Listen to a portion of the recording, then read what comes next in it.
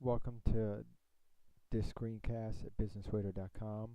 Marketing and sales skills we're continuing on, and we're going to be talking about building an online traffic through a platform, in this case, podcasting. Podcasting has become something that people are utilizing to really get a lot of information from, and it's really a great platform to tap into because people listen to it on their MP3 players, they listen to it on their mobile phones. They're even starting to put the capabilities into the newer cars now to where you can actually start to subscribe and listen to podcasts through your car on your rides to work or on your way home from work during your commutes. So it's going to be something that is going to continue to gain popularity and it's going to continue to grow. And right now it's actually in a starting phase of really the potential that it has and how big it can become and how big it will be.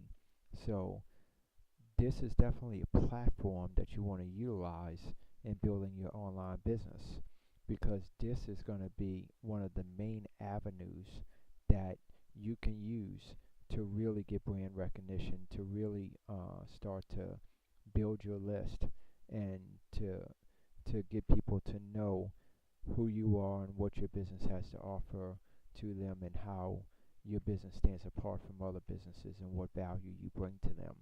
So I would highly encourage you to get the proper equipment that you would need to do podcasting and to also make sure that you're setting up a podcast channel and that you're downloading either PowerPress or some other plugin on your actual blog or your website itself to actually drop the MP3 file into so that you can have it up on your website.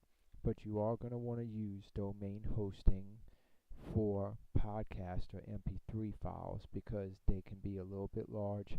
And even though your web hosting companies say that you have unlimited bandwidth, you don't want to download these on your website because if your podcast does get real big, which is what you're really hoping it's going to do, then the more people that download it at once, the greater level of bandwidth they're going to be using, and that has the potential of disrupting your site, and they might want you to upgrade as a result. So you can go to places like lisbon.com, you can go to podbean.com, and different places like that who actually host web uh, MP3 player files for podcasts across the web.